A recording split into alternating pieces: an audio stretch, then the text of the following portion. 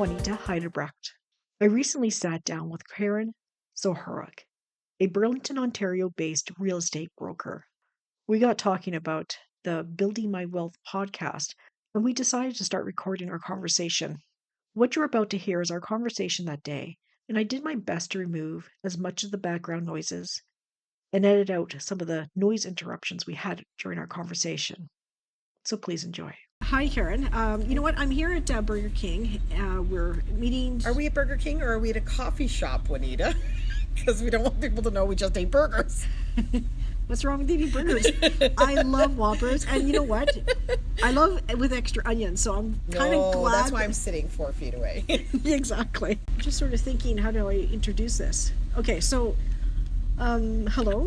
Welcome to Building My Wealth podcast.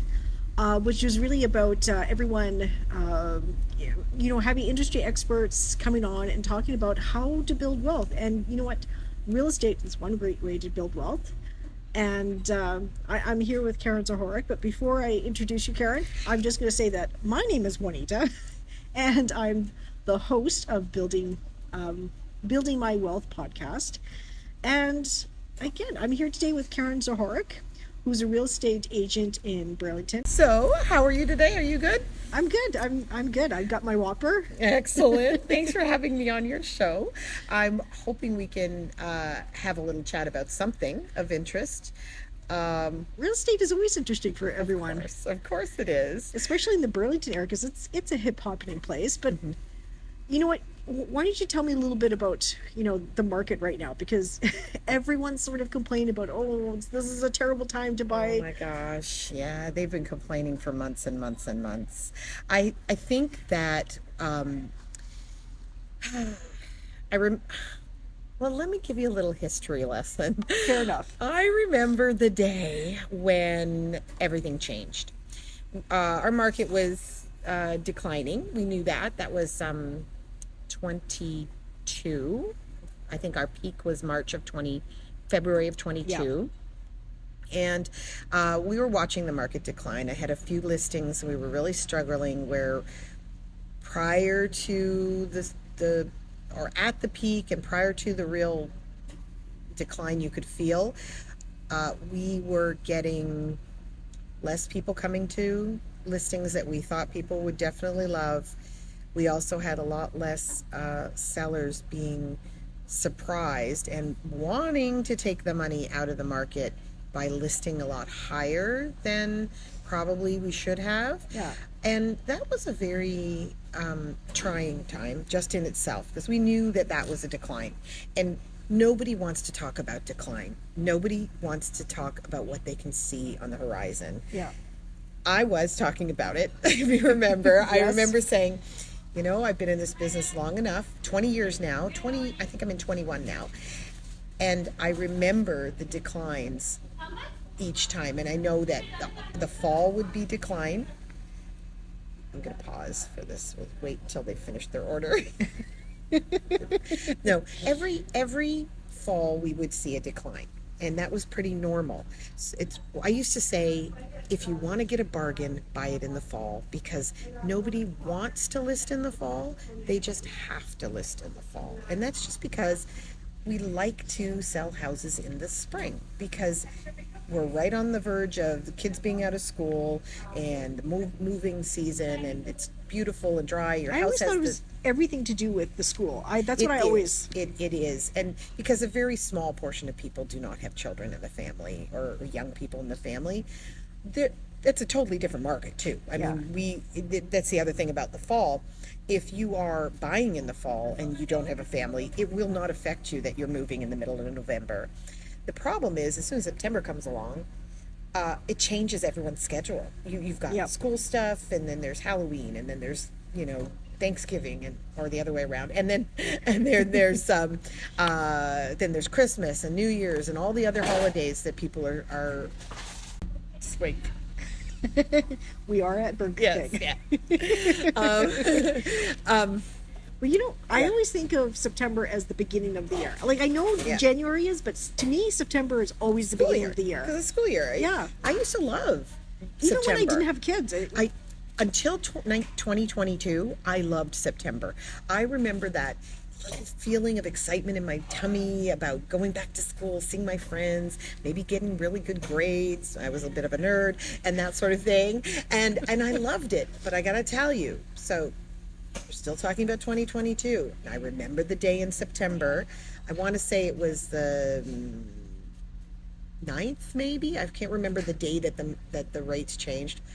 That day changed everything. Like that very day, I had a lot of clients, shoppers. Okay, so we weren't in transactions.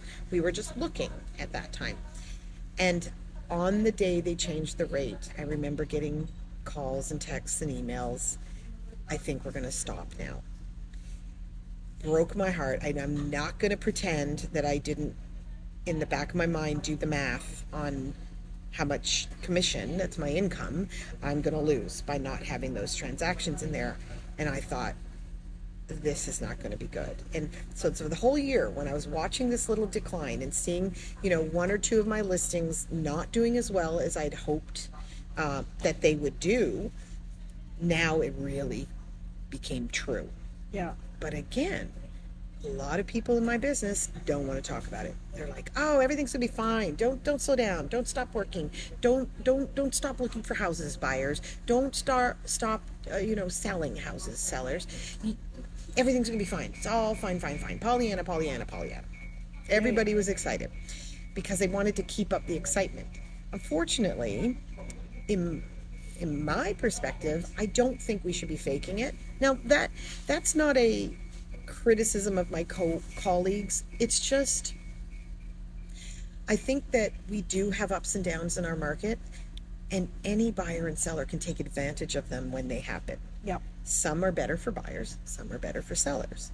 So, where were we at that time? Oh my gosh, it wasn't good for anyone. Buyers did not want to buy because interest rates just jumped, but prices did not drop. So we had a lot of money. Burlington averages about $1 million for a house. And let's pretend people have $250,000 to put down as down payment. Then they have to put as a mortgage, they have to put $750,000. $750,000 at those higher rates, you've done the math, that's your job, is not great. No, a lot of people a lot of people can't afford the size of those mortgages, and they're shocked when they come to me and I give them like a pre-approval amount, and it's nowhere near what they're looking at. Well, that's the house I want because that's the house that my friends have, and therefore that's the house I want. I'm like, you can't afford it. Yes. And I used to say that to people that, take your family income and multiply by 4, and that should be about right, that amount of mortgage. Well, the average family income in Burlington is $110,000. That's $450,000 top of mortgage amount. Maybe they have $100,000 built in their down payment by their 30s, maybe more. That doesn't buy a house in Burlington. It's $1 million detached home now in Burlington. Maybe it'll buy a townhouse, maybe it'll buy an apartment condo, but not always, because those prices jumped. They jumped during the peak. They jumped a little bit higher.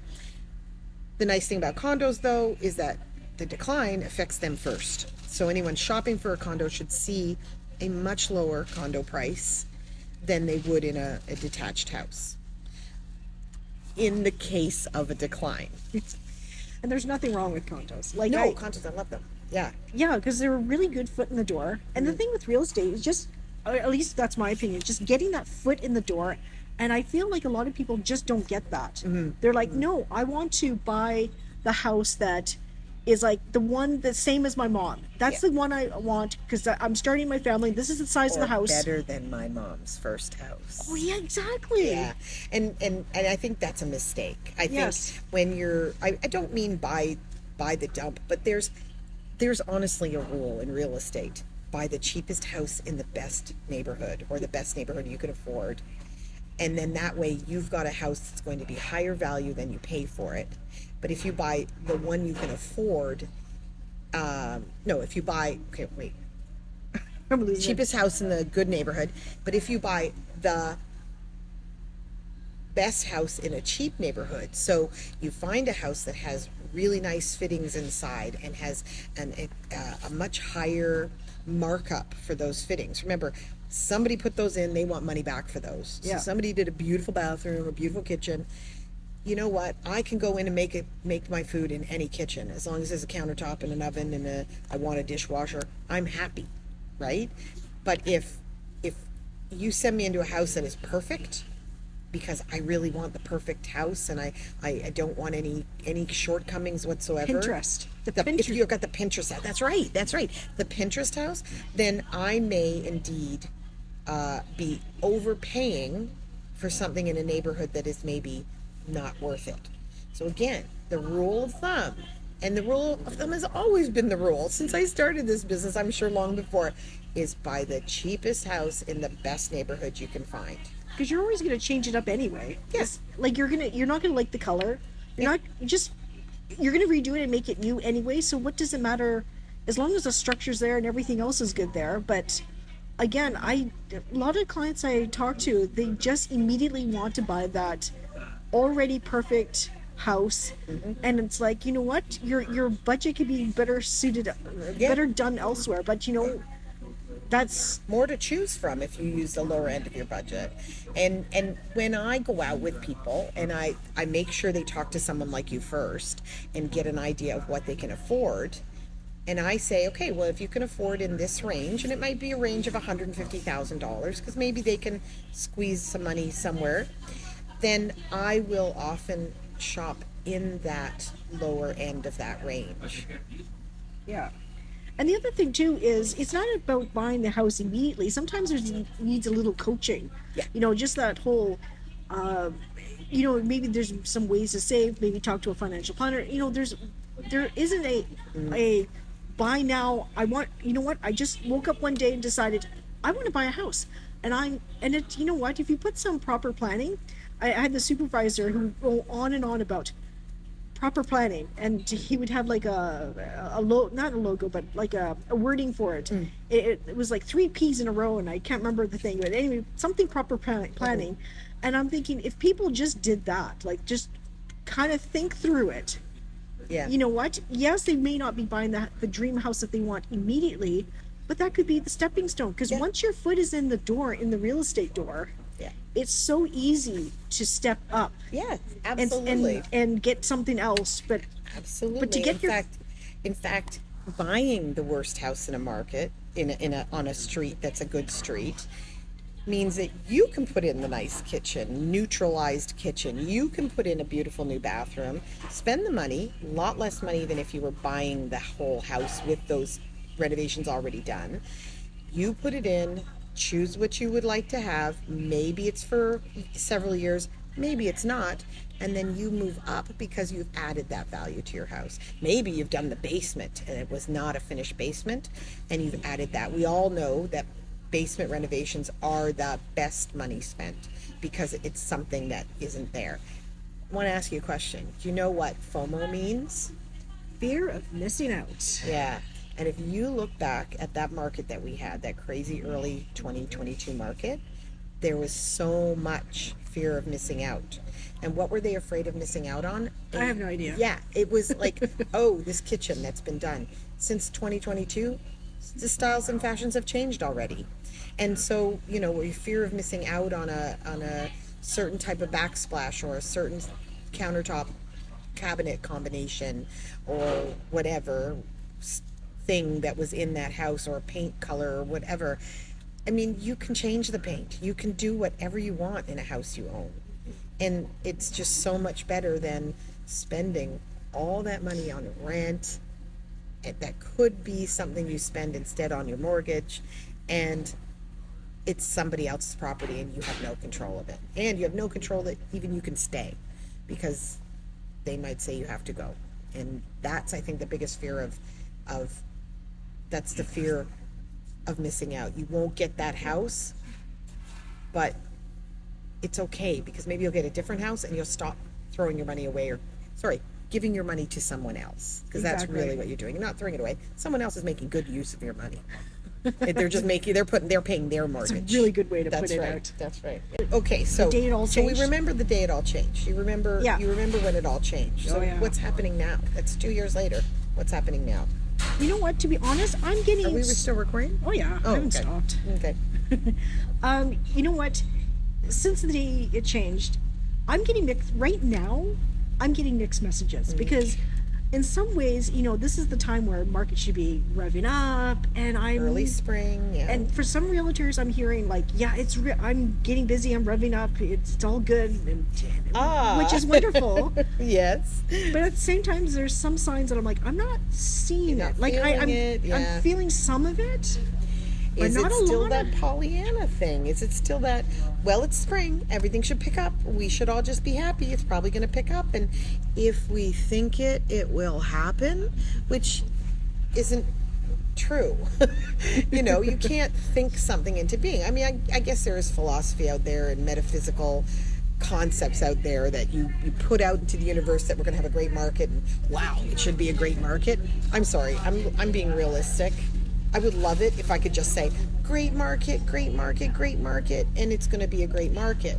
But here's the funny thing is, usually when interest rates go up, prices come down, and I've not seen that. No, they're not I going mean, they down. came down a smidge. Yeah, but just a just a little bit. tiny bit. And yeah. so, but normally that's what happens, and I'm not seeing it. So Yeah. everything that I know that's happening right now, it's confusing me because it's not.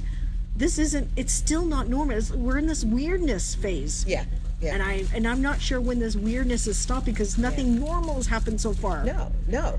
And I would say, okay, so here's what's happening with me and as a realtor in this position, because you get the people after I get the people. So I have to find them a house, and they come to you and say, well, I think you should get the people before I get the people. I think so, but it because doesn't you happen that compare way, to be honest. No, it doesn't. They'll just go, okay, I'm going to look for a house. Maybe they're trying not to put work on your shoulders in case they don't find a house. I mean, it's been, we're talking about now, 18 months since the first since the fall of 22, right? So we're at 18 months. So what's going to happen this year? Well, I guess I've been watching, but I haven't been talking to anyone really about it, but I have been watching. What are my clients doing? What are they doing without me? And is anyone ending I do an email, constantly emailing them. They're getting new listings all the time. Not a lot of listings anymore, but they're still getting them. And I can see that they're clicking on them because that's the service that I have. I can see they're opening my emails and looking at the listings. And my observation has been all the people that were shopping at the end of 22 are still looking at my emails, still opening them, still looking at listings. And now I'm starting to get people actually reaching out to me and saying, I think I'd like to look at this thing or that thing. And I don't know if you're hearing this, but the concept that the rates are going to start to come down at the end of this year is still a possibility, right? Yeah. I firmly believe it's coming down.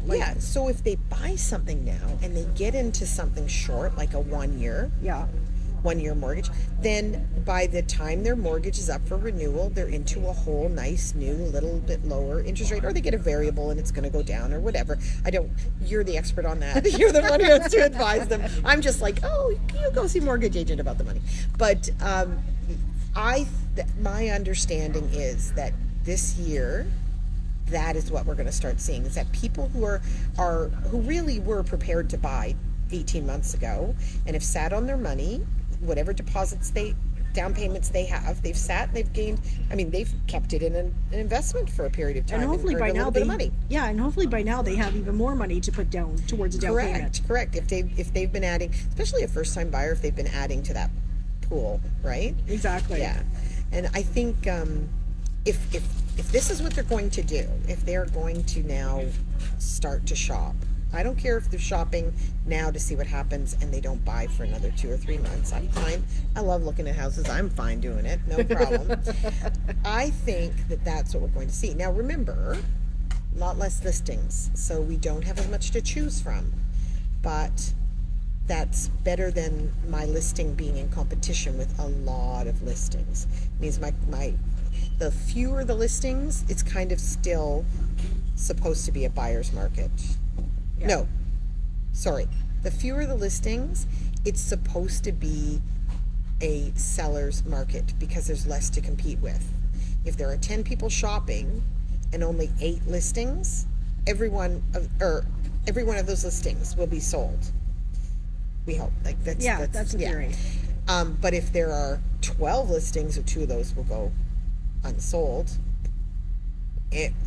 And the people who are shopping may become dissatisfied and lose their affection for the market and drop out again for a year or 2.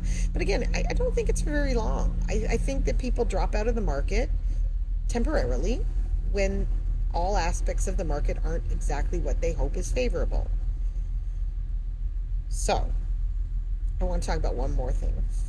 Absolutely. I want to talk about the naysayers that say, I'm waiting for the market. Okay, so what about those crash." naysayers? Oh, yeah, I'm waiting. Hold on a second here. So, what about those naysayers?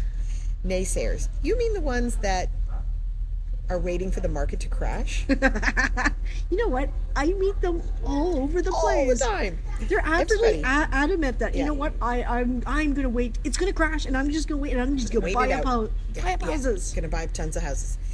I'll tell you what. I meet them all the time, and of course, for 20 years, I meet them all the time. It's not everyone, but there is one everywhere, and a lot of them tend to be young because they're not as savvy about the whole market. They are savvy about the current market, maybe the past a little bit, but I mean, we've been in a growth up until 22. We were in a 12-year phenomenal growth period. It was unprecedented, and it just kept happening. We kept growing, and people kept getting, adding value into houses, and prices would go up. But then there were houses that were not renovated, and they would still resell them, and the prices would go up because of that. Remember, Yeah. FOMO. So they could sell a crappy house that hadn't even been renovated because someone was desperate to have it. Well, the naysayers are sitting still, same thing every time. I'm waiting for the crash, and then I'm going to buy whatever. Yeah. And I said, and so when it crashes, will you still have a job? Because I'm not sure that that's going to be true, especially if they're in a field that is not an active, constantly employed field. In IT, you probably will. If you're in medical field, you probably will. If you're a teacher, you probably will still have a job. But what if you're sort not? of. What if you're what if you're in manufacturing? What if you're in the market crashes and you are in real estate or a supportive industry like your industry, Yeah. in mortgages or any other construction, whatever? If there is a collapse in the market, it is going to be everyone in that market is going to have less money. So how is it possible that, unless you're in a secured place, if you're naysayer and you're doing that, that's fine. But I've met people who are I met an archaeologist who said that. Archaeologists are employed ahead of construction. So they go into a field that's going to become a housing development. They do the work there, and then the developer comes in and starts to dig up and make sure, they deal with all of the finds in there, and they decide whether it's has to be saved or not, and then they go on and develop the land. The problem is that's an art degree, and I personally don't think that if the market collapsed that there'll be that much need for archaeologists.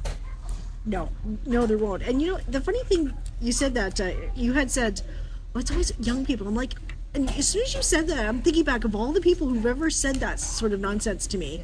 It's always been young person. And I remember the last person who said that to me was a number of years ago, and I think he was training to be a mortgage agent as I was, because I think we were taking the same course.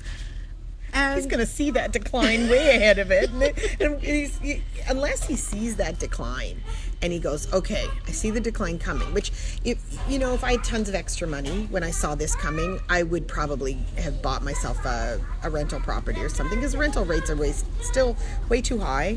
Yeah. But it seems like a really sweet deal.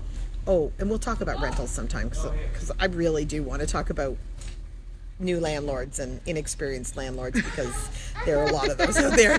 And Oh my goodness. yeah. But there's some really good. You know what? If someone's actually wanting to buy a house and then rent it out, like Yeah. 'cause I remember this one guy. He was like looking at some property, and this was before the height of it all. Mm-hmm. And he's like, man, some of these properties are going for so high. It doesn't really make sense because he's looking at it from a real Landlord's point of view, right? exactly Yeah. landlord's point of view. It doesn't make any sense.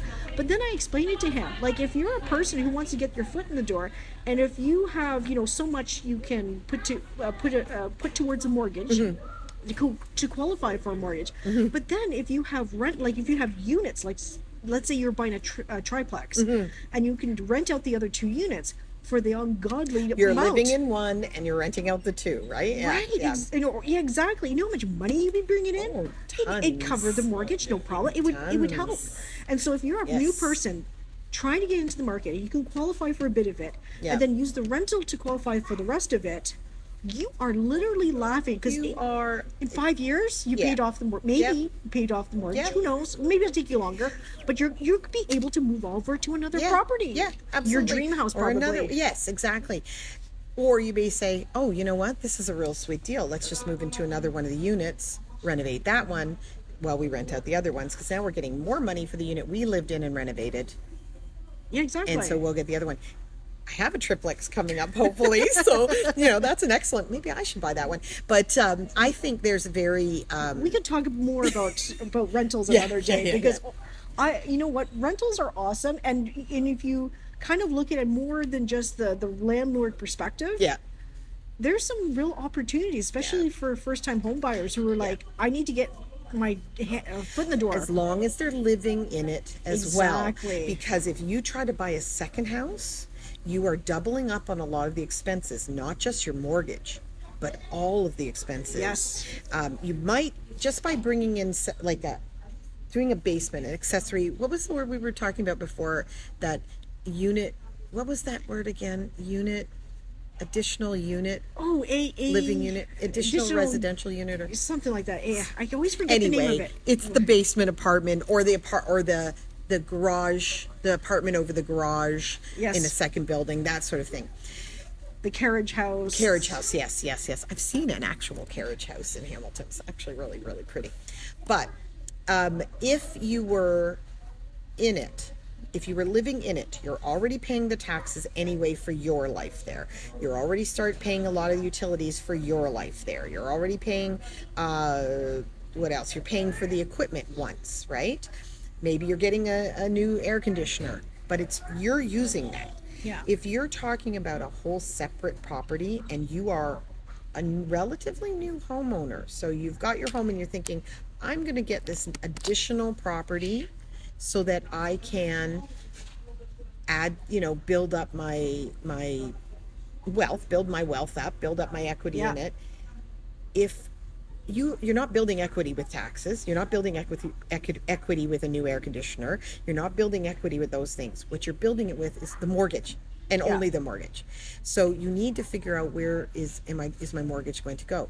So one of those problems when they're calculating rents, for instance, and this is again something we can get in deeper another time, is that instead of thinking what is the market rent in this area, maybe I can get $2,000 for this apartment, this basement, or maybe you live in the basement, you give it, but maybe you can get $2,000 for the unit, but $2,000 isn't enough to pay for the share of the unit that you need, that you think you need paid for.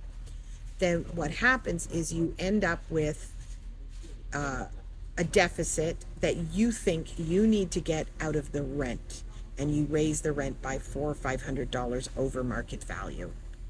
And that's why you won't get tenants, or you'll get tenants who are desperate and therefore not good tenants, because they're willing to give you even false information to get into the place, and they won't pay their third month of rent and that sort of thing. So those are things we can talk about when we talk about rent, something like that. Yeah, but you know what? Let's get back to the current Burlington market. Yeah.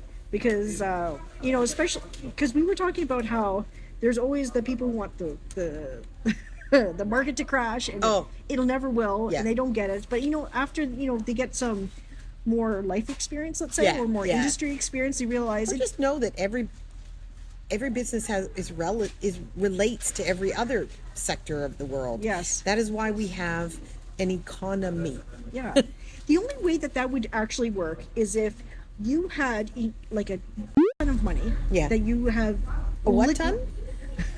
Oh yes, I'm gonna bleep that out because this is supposed to be clean. A what ton? Okay, this is actually supposed to be a clean. Anyways, I will bleep that out later. I will find it and bleep it out. But so let's say you have a boatload. There you go. Of money.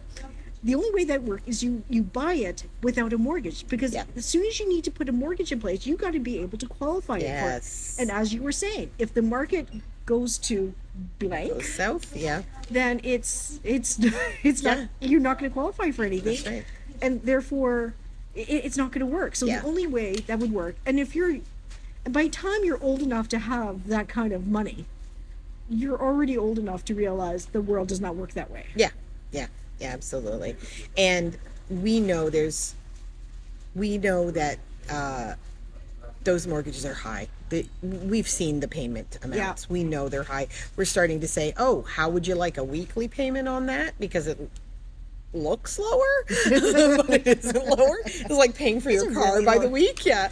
And it's not lower. And it's just like, remember, you've got all of these things. And as we said before, most homeowners are families. Yeah. And you still have family expenses too. If you are 2 incomes, no children, and all you have to do is spend your income, then great. Maybe you can pull that off. But you're still going to have issues. And I don't know how many issues I've had for inexperienced landlords thinking, that's nothing. I just put somebody in it and take the rent. No. Exactly. In Ontario, your tenant has a problem with it.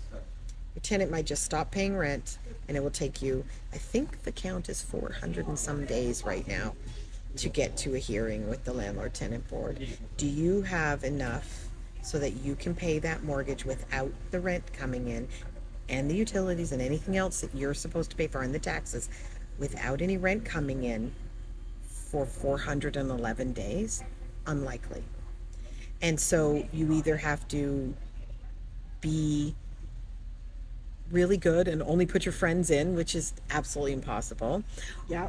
Or you have to be more realistic. And that's why I think that accessory suite rental is the best. And a lot of communities, Burlington included, have relaxed the rules on it, relaxed the zoning rules on it because of the lack of housing. Yeah. I mean, we do have a lack of housing. And so if they reduce the rules, it means that you can put someone in your basement. Best house for that is one of those cute little 50s bungalows, because they usually have a door that goes right downstairs. Yes. Whereas a typical suburban house doesn't. You go down to the basement from the inside. Yep. And you can't share it. You can have that, but it's not private. And I think a lot of people would prefer a private, separate person. Then you don't have to worry the about owner them. and the tenant. Yeah, you have separate areas. And what does it take to turn your upper floor into a self-contained place, so you're not even sharing the laundry? A laundry room. That's literally all it takes. So you just have to figure out how to. You can leave the utilities down there. You can definitely make it so that you can have access to the utilities. Your tenant has to give you you have to give tenant 24 hours notice unless it's an emergency. So, you don't have to worry about it if the water heater breaks down or there's no heat. You can go in. And most people going into a relationship like that with their landlord, where they're living in the landlord's house in the basement, will understand that. The other thing is, if your basement tenant is going through your home to get to their basement, it's a different relationship. Yeah, and it can be creepy. Yes, yeah. But you know what? Getting back to the market, though. Mm-hmm, yeah. So if someone, let's say, they wake up and they decide, I want to buy a house. Mm-hmm. So what are they looking like? Oh, because they've been hibernating. Yeah. Exactly. They just decided one day, like, hey, I now have this job. You know what? I want to move So to the they next. weren't shopping before. Weren't shopping. They're They had brand new, no brand i- new. Brand new. They have no idea. Like a first-time buyer? Okay, yes. What's the question? We love first-time buyers, but they're But you know, even if it's someone, it doesn't necessarily have to be a first-time buyer. Someone who just decided, you know what, this house. Let's say it's not a first-time buyer. Let's say it's okay. someone who, you know, they've been living. Someone who's ready to jump back in and do some shopping again. Right. Okay. Well, why are they doing it? They're doing it because their family has changed. They're Something's doing it, changed. Yeah, There's something's always a changed. reason. Their occupation or their living arrangements or their work arrangements have changed, or maybe their family situation has changed. They've grown up, or they have new kids, and they're crawling all over each other in their house. Yeah, but what piece of advice do you have for them? Like if they just woke up and just said, "Hey, I want to buy a new We house." need a new house. What should they look at? Okay. What should they do? Well, that first one that we talked about, which is look for the cheapest home in a good neighborhood. In fact, I would almost start with the neighborhood. Don't start with the house or the house style. I would start with the neighborhood. So, especially if the kids are in school, a lot of people don't want to take the kids out.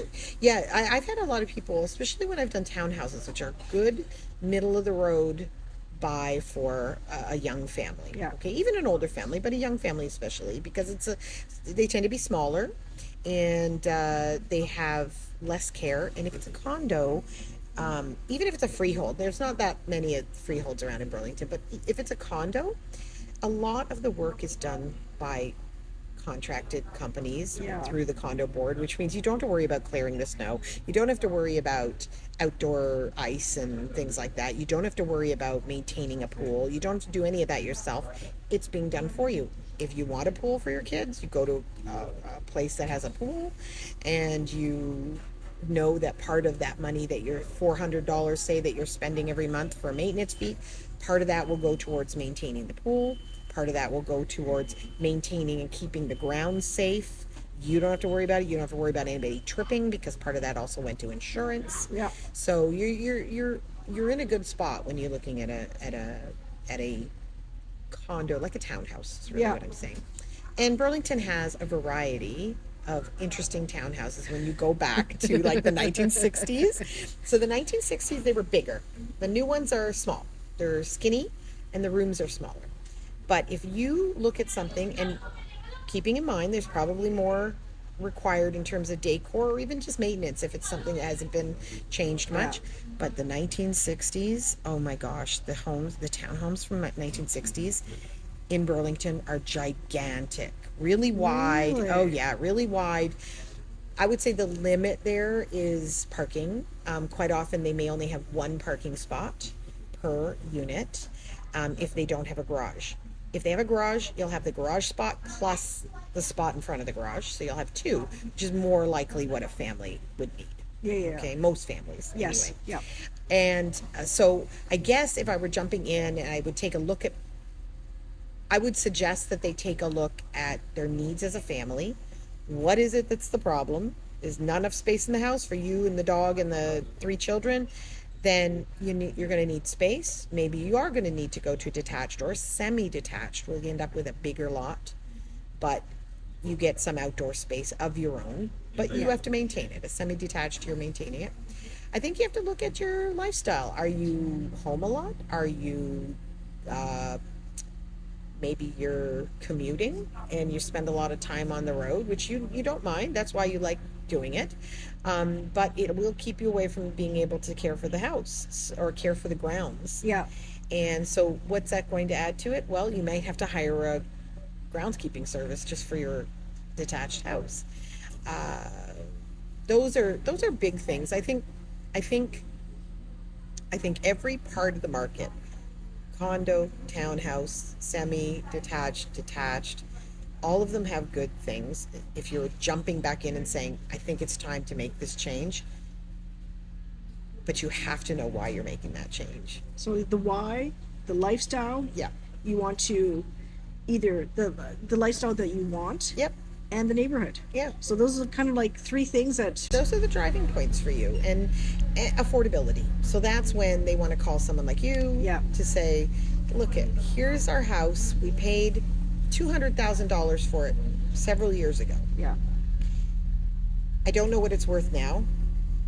And then you call me up and I say, Exactly. here's what it's worth now. And so now it's worth $350,000. So what does that mean? They have an extra $100,000. If they didn't take out another mortgage, an equity mortgage during that time, they have an extra $150,000 that they didn't have to. It cost them nothing to think. Yeah, it cost them nothing to get. They didn't have to save it. It was saved automatically because their value is higher now. And for a 200 to go up 150,000, that's like a 40% increase. Very, very common. In fact, it's usually more. Actually, I kind of like it when they do know what they want to get, because sometimes I'll have a first-time home buyer and I'm like, and some of the questions I ask, I'm asking because I need to know, because I might have to factor in a condo fee. I have every place, like every city is sort of different, and some places are really high for taxes or low, and I need to have an idea of what the property tax is going to be, so I can factor that into the affordability. So it's not that I care where they actually buy or what they're buying. It's more, I need to know a bit of what they're doing, because that way I can kind of accommodate. Because, you know, if let's say they qualify for a $500,000 mortgage, fabulous. But if you're now thinking, well, I want to buy a condo now. Now you don't qualify for a $500,000 mortgage. It could be less, because you have to factor in half of those condo fees. Costs are different. So you know, just those 3 pointers are really good for them to start with. Even from my perspective, let's say they start with me, just for them to know that, because part of my questioning, part of my screening, is I literally am asking those questions. What are you looking to buy? And sometimes I'll have a client like, I don't know what I want. And that makes it really hard. How do you help them plan? You're right. You can't help them plan without and if they have no idea, self-awareness of it. Exactly. If they have no idea where they're buying, let's say we might buy in St. Catharines. Oh, a location they can't decide on, even worse. Yes. Because there is a world of difference. Whopping difference between, let's say, St. Catharines and Hamilton. A property tax alone. Wildly different. And that plays a huge factor. And so, absolutely. Anyway, whereas St. Catharines and Hamilton might have similar price points, because both cities are not like Burlington. Burlington's a little high. Where they may have similar price points, it's vastly different, because you're commuting an extra 30 minutes depending on where you're going to work. You are you have your 2 different school boards. Who knows where you're coming from? What do you know about them? How are your kids, are you giving your kids the best leg up you can give them? Sorry about that. My alarm got caught in the way and ruined the recording. But you know what? Now's a good time to end this, because we had an awesome chat about this market and just kind of where it's going, what's happening with it, what's really happening. And thanks for being honest about it, because I'm not always hearing the honesty in some people's voice. Everyone wants to say everything's going to be great, because we're taught, think positively, and it will happen. That's right. and for me, it's like, think positively, but also think realistically. You need to people in our business need to be prepared for the dry season. Unfortunately, we've had a very long dry season. We're not just at 18 months since the rate change. The decline started 6 months prior to that. So we're now at about 2 years of decline. So we're on the anniversary of the peak right now. And I would say, if we're realistic and we keep our clients' minds open to other options, and I mean, we're talking about mobile homes, we're talking about co-ops, we're talking about condos, we're talking about alternate housing where they can find the similar thing, they can build their equity, they can live in a property that is their own, where they're not paying rent. If we can help them with that, which has always been an issue, if we can help them with that in one of these weird dry times, I think we're going to do better than if we just constantly are heading to the suburbs and heading to the subdivisions and finding exactly the same cookie cutter house all over the place. Great houses, but not everybody should have one. Yeah. Simple. Yeah, that's true. Yeah. Anyway, thanks for joining me today. I really appreciate you taking your time out, and Thanks for having me. And yeah, thank you. And I guess we'll chat again sometime. I'd love to chat with you again about maybe the Rentals. Let's get Yeah, into that one, because there's for so sure much to get into that one. I know that one's a big one though. That one's gonna. That's a big one. And we should make it a whole show. Really. Yeah, I think so. Anyways, thank you, and take care. Thank you.